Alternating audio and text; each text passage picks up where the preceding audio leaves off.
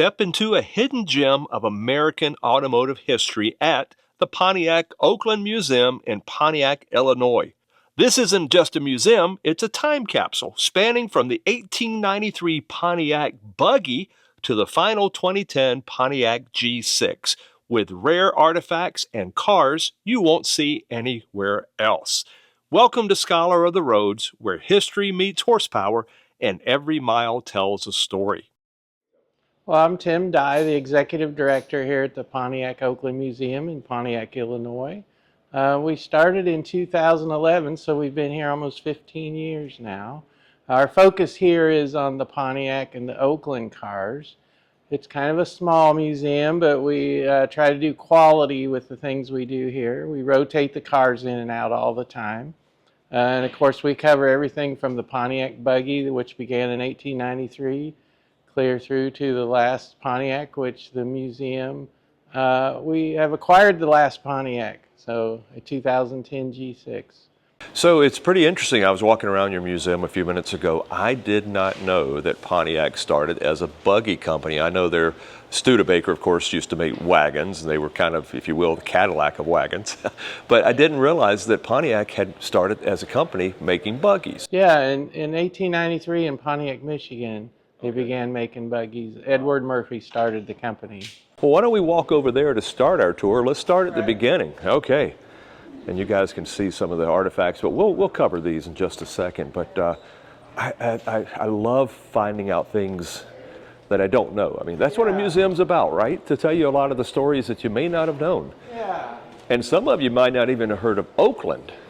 Yeah. But this is the Pontiac Oakland Museum. So real quick, tell me a little bit about Oakland before we look at the buggy. Well, it begins with the buggy. So okay. Edward Murphy in Pontiac, Michigan started the Pontiac Buggy Company, and he kind of saw the handwriting on the wall that, you know, the buggy was going to go away and the automobile was coming. So he set some space aside in his facility there in Michigan and started making the car and called it Oakland because Pontiac is in Oakland County. But the Pontiac is named after Chief Pontiac. Right. And even on the buggy, if we look at the back, there's a tag and it's got the chief on it. So everything was, I like to say it's all about the chief. The buggy, the car, the city, everything is named after the chief. So this is Genesis. For all you guys who are high horsepower Pontiac lovers, you got to see the buggy here because this is definitely 1 horsepower. Yep, and this is a unrestored buggy. And then next to it we have the only known Pontiac Buggy Company sleigh, or cutter, as they called them. Okay. And so we have that on display. And the horse actually is from 1890. And he was a tack horse here at a saddle and tack shop from 1890 to 1950.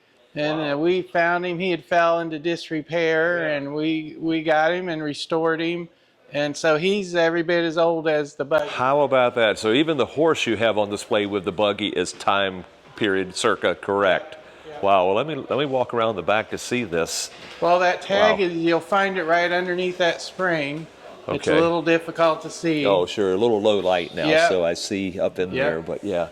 So this is it. So real quick on the sleigh, do you know if Santa was a Pontiac fan? No, had to be. Had to be. He had to deliver a lot, so it had to be, right? It had to be dependable. And then in our display here, we have the first 3 pages blown up of the 1953 Employee Handbook, which talks about how it started with a buggy, then went to the Oakland car in 1907 was the first Oakland. Okay. And then the Pontiac car, so it kind of shows that history. What year did Pontiac come under the umbrella of General Motors? Well, just to give you a little bit of background, GM bought the Oakland Motor Car Company in 1909.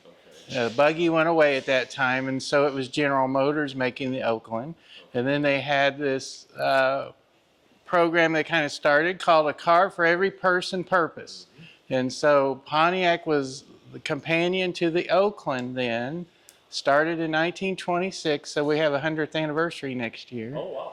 And so they made the 2 of them together from 1926 to 1931, And then during the Depression, the more expensive Oakland, which was higher on the ladder, went away, and then Pontiac continued. Okay, so that's a good question then. So in the hierarchy of GM at that time, you would have had what? Cadillac, LaSalle, Buick, Oakland, Yeah, Pontiac, kind of something like that. Yeah, Oldsmobile was up there toward the top too. Yeah. But Chevrolet was definitely the first rung. Yeah. I was given a tour the other day to a group of Corvette guys, and I was telling them that, and I said, see, you're still at the bottom. Anyway, so it was Chevrolet, then Pontiac was next, and so they had a car. As you progressed throughout life, you could work your way up the ladder to the Cadillac at the top. Yeah, exactly. So then on the scheme of things with the Pontiac at that time in the 20s and early 30s, what with Ford and others would that have been comparable to? Well, I guess it was only Ford. Well, the Ford was definitely cheaper, but in my research of history, and since I didn't live at that time, but the way I perceive it is that GMAC, actually, the General Motors Acceptance Corporation, is what put GM on top, because Ford didn't have anything like that. And even though they had the cheaper car, you had to save up and pay cash for the whole car. Cheaper in price, but it was still a lot to pay for, to buy. You could go over to GM and finance it. Put $50 down, make payments, and take home a new car. So I think that's what catapulted General Motors to number one. Okay, the affordability, the ability to pay for it over installments instead of having to go pay for it at one time. And, you know, Ford seemed a little stubborn to change at times. No, not Henry Ford. I know, and so I think that was one of the things that made a difference. All right, so this is Genesis. I know we're going to skip some years, but I see over here behind us we do have an Oakland. We do. We usually have a couple Oaklands on display, but right now we just have this 1916 Oakland on display. And so you'll notice the steering wheel's on the left. Around 12, 13. All the steering wheels switched from the right side to the left side. So this is a little more modern in that regard. So became a little more standardized across the industry with where the pedals were, the gear shift, the handbrake, the steering wheel.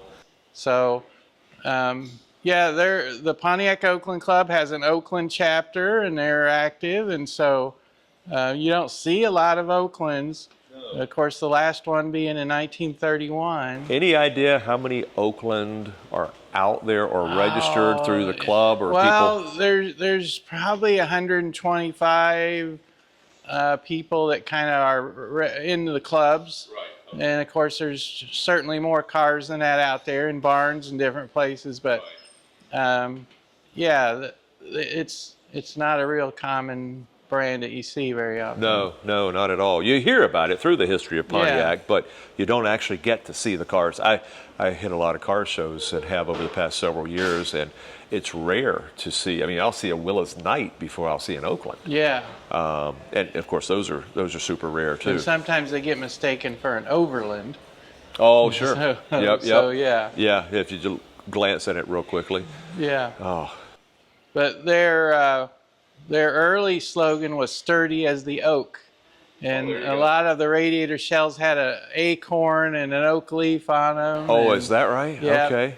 And you know, part of the reason they were in Pontiac, Michigan, was the availability of wood to make the buggies, and Oakland County actually named after the tree. And so, well, these are still wood framed as far as the doors and chassis and stuff. I mean, Okay.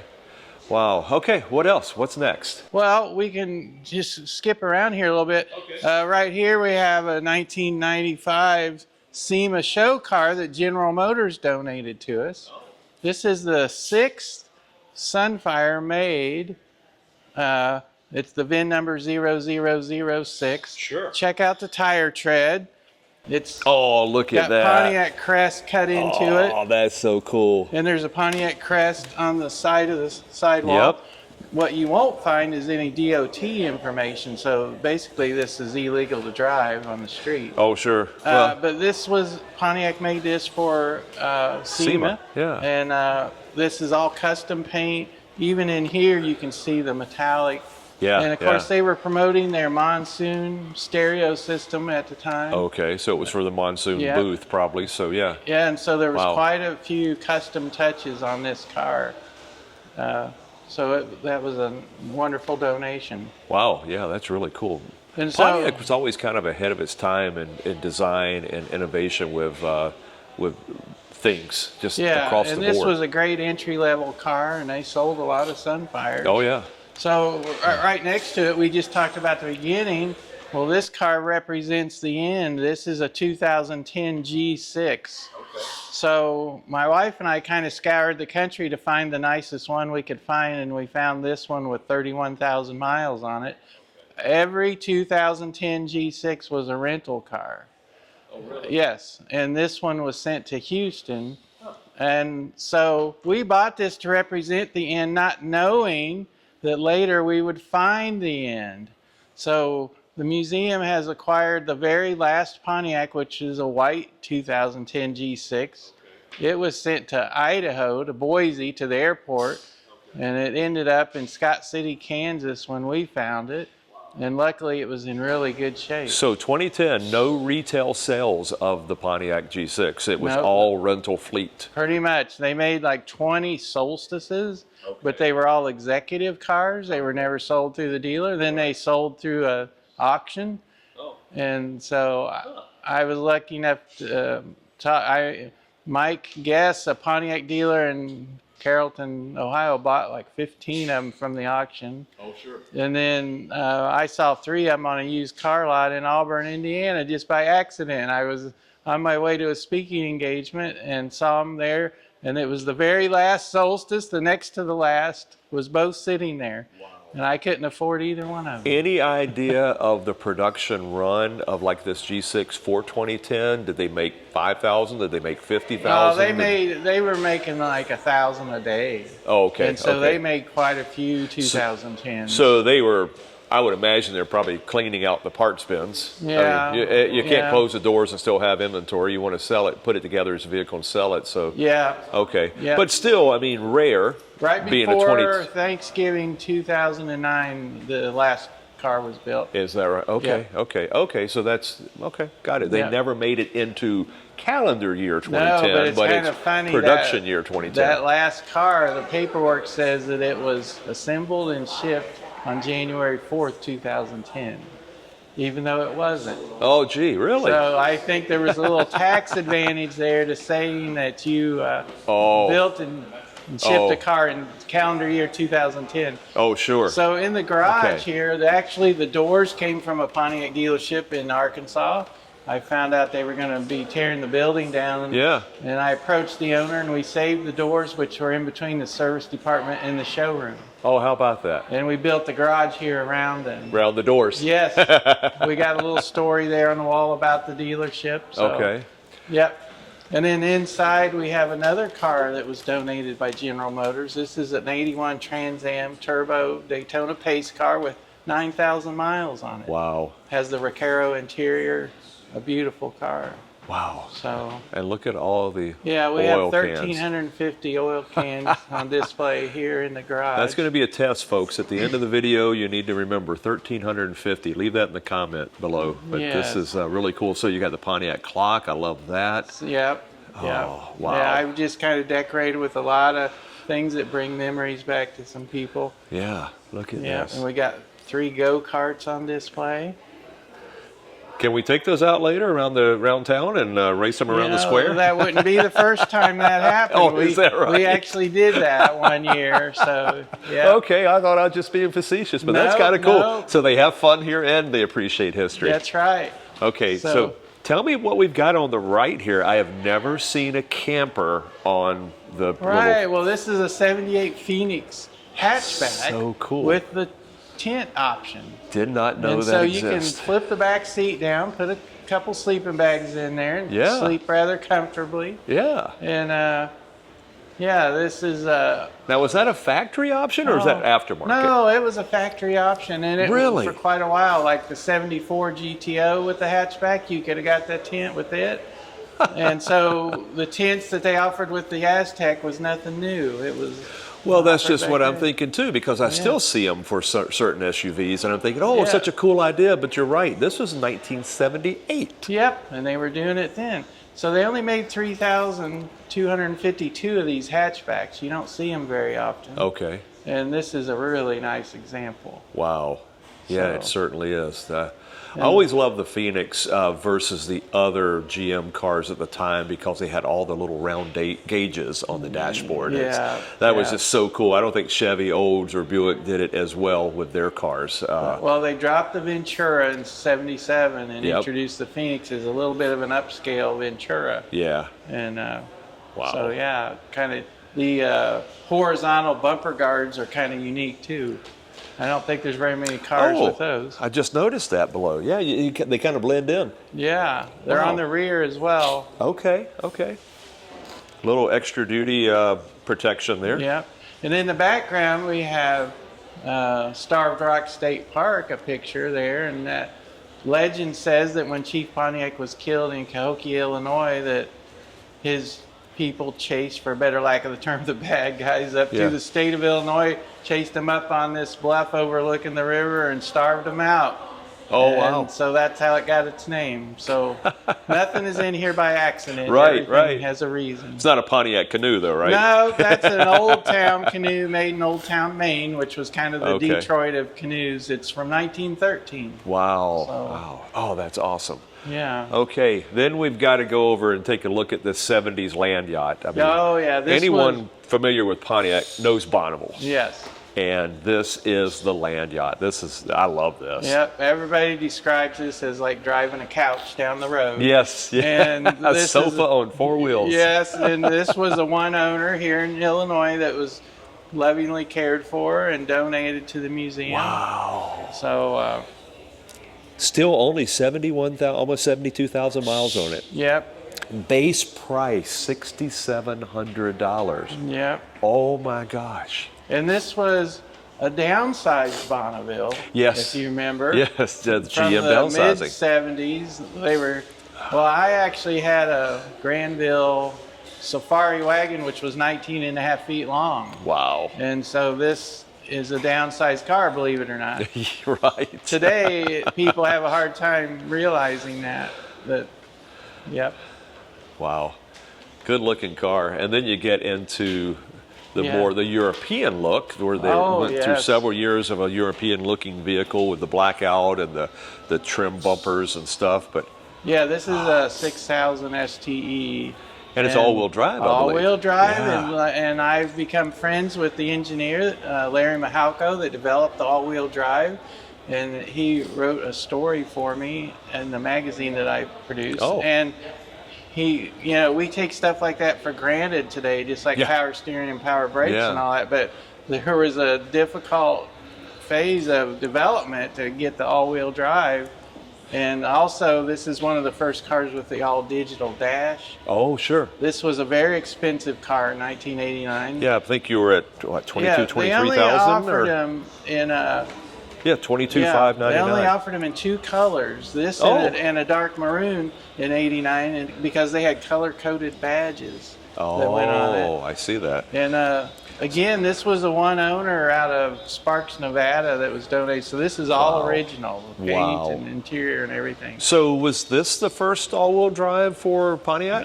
Yes, yes. You know, it's funny because you look back and you see American Motors was doing all-wheel drive too with of course, with their Jeep and everything, Yeah. but with the Eagle, and they were always 5-6 inches taller. Yeah, It yeah. was a car with a four-wheel drive Jeep chassis Yeah. under it, it seems like. But this is well integrated, just like today's cars are, Yeah. because looking at it from the side, it's not elevated any more than a normal car would have been. No. But you no. get the all-wheel drive, just like the Audis and other European cars were doing at the time. Yes. They had figured out the engineering to make it that way. Yeah, and he told me a lot about the testing in the snow, Uh-huh. and like I said, it was quite difficult to bring to market, but Yeah, what was any idea what the initial response from people were at that time? Were they excited about it, or were they ho-hum? I don't think it sold real well, partially because of the price. That was a lot Oh, of money. sure. at that time. Yeah. But you know, and I have it here in the museum because of the technology. It's not a beautiful car, but it's got the history, and the technology is important. Well, that's it, and the digital dashboard with the all-wheel drive. So yeah, the STE was the top trim, the sport version, the European look, and then you had all that cutting-edge technology for 1989. Yeah. And in case you didn't know, STE stands for Special Touring Edition. Oh, does it? Okay. Yes. Okay. Yeah, they had some special touches. Under the hood, the insulation pad has a big STE logo. Ah, okay. Wow. And this is actually my wife's car, a 2001 Ram Air Trans Am convertible. They made 796 of them. Kind of a pricey car at the time. We bought it when it was a year old, and we were at the Pontiac dealer to get service done on our 97 Grand Prix with supercharged. Okay. And a lady brought this in and traded it in on a last year special edition convertible, the yellow ones with the black on them and the black wheels. And so we traded our Grand Prix for this. Wow. So, but she really enjoys driving it. And it's just, yeah, I'll bet. Yeah, I would trade the Grand Prix in for this. Yeah. Definitely. Yeah, look at that. That is a cool car. So Ram Air, yes. But it's like you got a commemorative Grand Prix beside us here. Well, this car has an interesting story. Before we started the museum, we lived in Broken Arrow, Oklahoma. Okay. And my wife's brother was a mechanic at a shop there in Broken Arrow, and someone brought this car in for service. It was a plain white Grand Prix. Yeah, see it on it was determined it needed a new engine, and the customer didn't want to pay for that, so they just signed it over to the shop, and they were going to take it to the wrecking yard. And her brother called me and said, "Do you want this car?" And I said, "Well, it's a Pontiac. Sure, I want it." So we towed it to the house, and then shortly thereafter, we ended up moving here to Pontiac, brought it with us.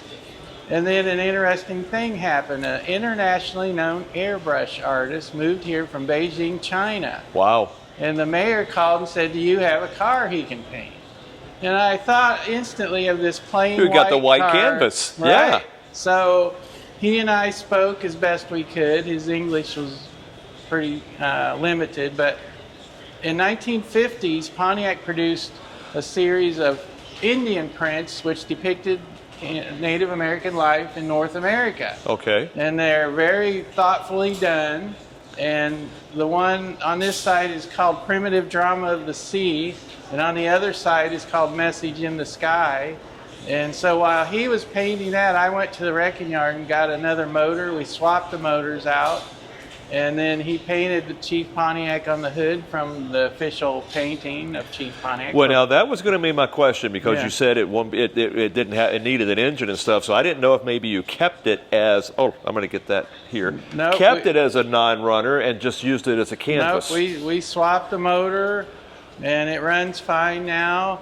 It's a typical Oklahoma car. It's got no rust, but a dent here and there, so it's a fairly high mileage car. But wow. Now, so we then took it to the Chicago Auto Show, so you could say it got a new lease on life, basically. And, I'll say. Wow. But yeah, he's a very talented, his name's Tang Dong Bai. He no longer lives here, but he's a very talented airbrush artist. It goes without saying, folks, if you can see this, I mean, let me get a little closer up detail here. We tinted the windows, painted the wheels white, basically transformed it. So we kind of use it as a promotional car for the museum. I can see that. It's beautiful. Yeah. Wow. So, wow. Well, what have we got behind us here? I think everyone's going to know what this is. Yeah, it's a 69 GTO convertible, but what's special about it, it's a Ram Air IV. So wow. At the auctions, if you followed any of the auctions, you know in recent years Ram Air IVs bring a lot of money. Crazy money. Yep. So, this one came from Batch's Pontiac in Elkhart, Indiana. Oh. And it's one of 45 with the manual transmission in the Ram Air IV. So the story goes that it left the dealer with all the judge stuff, but it was not a judge from the factory. So the deal. How do they do that? Well, the original buyer requested that they add the judge stripes and Oh, sure. glove box emblem and such, and so they, at the dealer you do what makes the customer happy. Yep, that's true. So they did that, but technically it is a Ram Air IV GTO convertible, which is enough. You don't have to be a judge to be That's special. right. Anyway, Liberty blue parchment interior. Yeah. Beautiful color combination. Oh, absolutely. So, and the big picture we have on the wall is of the 70 called the Humbler, and we had that car here for a while. Oh, and I okay. featured it in the magazine recently, but it's a Ram Air IV with the vacuum operated exhaust. Wow. It was in all the magazines. It was in the famous TV commercial where they were cruising through the drive-in and he pulls the VOE and dumps the exhaust. Yeah. Pontiac says this is the way it's going to be, baby. And anyway, but think about that. They got their hand slapped 2 years earlier for showing a 68 GTO getting ready to pull out on the Woodward because it promoted racing. Right. 2 years later, they're back on Woodward in a TV commercial dumping the exhaust. So they always were pushing the, whatever they could do. Well, and why was that? Because that's what the customer was asking for again. Like you said, the customer was right, and GM and Pontiac wanted to sell cars, and they know they had heard plenty good from what their customers wanted by giving them a taste of those early Tempest and the GTOs and just, oh boy. So would you like to go into the library? Well, yeah, let's see that real quick. Okay. We'll go through there. Wow. So tell me about the library then. It's pretty in-depth resource you've got here. I believe it's the largest library dedicated to Pontiac and Oakland. Gracious. And we have owner's manuals, shop manuals, parts books, dealer technical bulletins, color chips, press release kits, showroom brochures, magazines by year, of course heavy on Pontiac content. These files came from the basement of the administration building. And it has all the records of the Oakland Motor Car Company, the Buggy companies they bought, even the inventory, including the names of the horses that came with. Are you serious? Really? it's all. So, holy cow! Yeah. The depth and detail. I know, and so the magazine that I publish, I have great material. You've got 1,000 years of material in here. So if people want to get information from the library, do they come here? Can they call you and have you look things up? They can call, but the best way is to call and make an appointment and come and make sure I'm here. And because I unfortunately at the moment I'm the only one that knows where everything is in here. Okay. And you can, if I'm not here, you can still come in and find things on a 65 GTO. Right. But if you want to go deeper, it's helpful if I'm here to help you. So, wow. And I'm happy to do that. So we actually have 3 libraries combined here. We have my personal library, the museum's library, and the Pontiac Oakland Club's library is here. So when I'm looking here at something like this is 1961, you've got it tagged, and I see on top is a Motor Trend. It's a buyer's guide for 61 cars. Yeah. Are these all of the Motor Trend and automobile magazines from that year, or are they all the ones that have a Pontiac in them? Well, how do you classify which ones to keep? A little bit of both. Okay. So, of course, in my collecting over the years, I focused on the ones with Pontiac. And as time went by, I often have every issue of several, magazines, and I even have some from the first year of Hot Rod in 47, I believe, was the first year, 48. And I've ended up getting quite a few. So I imagine you've got a number of people that are always through here, or at least contacting you for information, because you've got the treasure trove of Pontiac and Oakland information. And it's interesting. You can go through the magazines and actually see when they first started doing road tests, and it's pretty interesting how that has changed over the years. Well, I also need to mention that we opened a second museum in Pontiac, Michigan, the Pontiac Transportation Museum. Okay. And that I'm there half of the time and here half of the time. So There's a website for that museum, and that's a good way to reach out. So. Okay. So definitely reach out ahead of time because it's going to be between here and Yeah, Michigan. I drive so. between the two Pontiacs all the time. Okay. Do you drive a Pontiac between the two Pontiacs? I have a truck because I'm always transporting cars. Gotcha. Yeah, that makes sense. I have driven a Pontiac between the two, but I most often am trailering. Yep. Understood.